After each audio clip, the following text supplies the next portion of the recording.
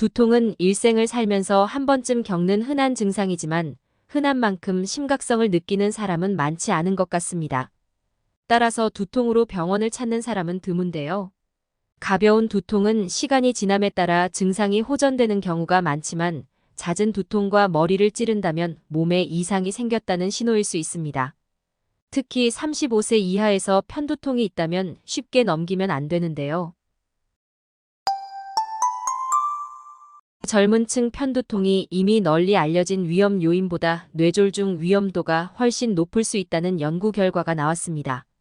미국 콜로라도 의대 연구진은 건강보험 데이터를 바탕으로 2,600명 이상의 뇌졸중 환자와 뇌졸중을 겪지 않은 7,800명 이상의 사람들을 비교한 결과 18세에서 44세 남녀의 편두통과 혈액응고 장애, 심부전, 자가면역 질환, 암 등 비전통적 위험 요인으로 인한 뇌졸중 발생 위험이 높은 것을 확인했습니다.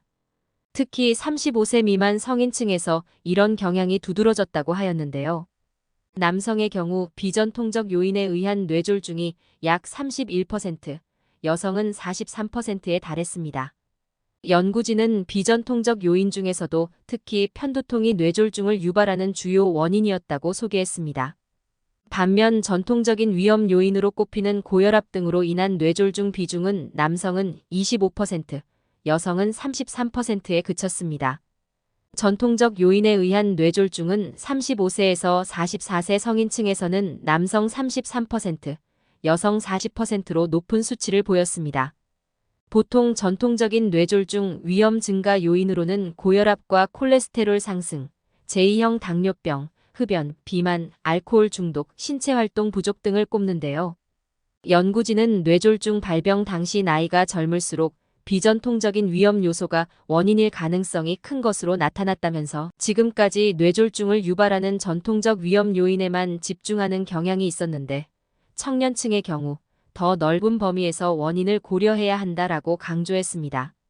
흔히들 편두통은 머리 한쪽만 아픈 증상이라고 생각하지만 실제로는 한쪽만 아프기도 하고 양쪽이 번갈아 아프거나 한쪽이 아프다가 머리 전체에 통증이 생기는 등 양상이 다양한데요.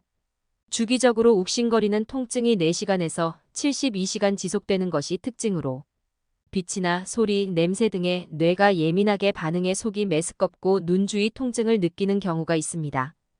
연령 및 성별에 따라 유병률 차이가 큰 편으로 주로 여성이 남성보다 약 3배 정도 많이 편두통에 시달립니다. 보통 중강도 이상의 통증을 느끼기 때문에 편두통 환자의 80% 정도가 일상생활에 불편함을 겪습니다. 뇌졸중, 뇌출혈 등 뇌혈관 질환을 의미하는 신호로 편두통이 나타날 수 있음을 알려드립니다. 두통은 기본적으로 원인이 규명되지 않고 증상의 기초에 진단하는 1차성 두통과 뇌출혈, 뇌종양 등 특정 질환이 원인이 되어 발생하는 2차성 두통으로 분류됩니다. 1차성 두통은 뇌 바깥을 감싸는 혈관이 수축하거나 말초신경, 근육 등이 원인이 됩니다. 2차성 두통은 특정한 원인에 의해 나타나는 두통으로 감염성 질환이나 약물, 알코올 등 특정 물질뿐만 아니라 뇌혈관 질환에 의해서도 발생할 수 있습니다. 극심한 통증이 느껴지는 2차성 두통을 경험했다면 즉시 응급실을 찾아 원인 질환을 파악하는 것이 중요합니다. 이러한 2차성 두통은 뇌혈관 질환의 신호로서 나타나는 경우가 대표적인데요.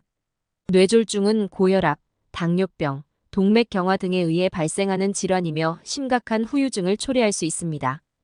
따라서 심각한 편두통이 나타났다면 뇌혈관 질환의 신호일 수 있으므로 발병 즉시 적절한 치료를 해야만 일상생활 복귀가 가능하답니다.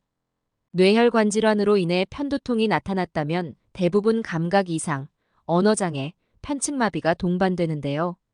과거에 경험한 적 없는 두통이 갑자기 생겼거나 운동 등과 관련해 갑자기 두통이 발생했다면 위험 질환의 신호일 수 있으므로 유의해야 합니다. 또한 시력이 점점 떨어지고 몸의 균형을 유지하기 힘들다면 반드시 병원에서 정밀 검사하시길 권장합니다. 그리고 두통의 가장 큰 원인 중 하나는 부족한 수면일 수 있는데요. 성인 기준 하루 6시간에서 7시간 이상은 수면하는 것을 권장하며 잠자리에 드는 시간도 일정하게 유지해 신체 리듬을 균형적으로 만드는 것이 좋습니다. 한편 두통을 유발하는 식품군을 멀리하셔야 하는데요. 초콜릿과 치즈, 가공육, 조미료, 적포도주 등은 두통 유발 인자를 가진 식품입니다. 그리고 탄산음료와 카페인, 아이스크림에 포함된 아스파탐 등도 두통을 유발할 수 있으므로 섭취를 줄이는 것이 좋습니다. 두통이 만성적으로 나타난다면 두통이 나타난 요일을 메모해 놓고 의료진과 상담 시 참고 자료로 이용하세요. 지금까지 생생정보통이었습니다. 정보가 도움이 되셨다면 구독과 좋아요 부탁드립니다. 다음에도 유익한 정보로 찾아뵙겠습니다. 시청해 주셔서 감사합니다.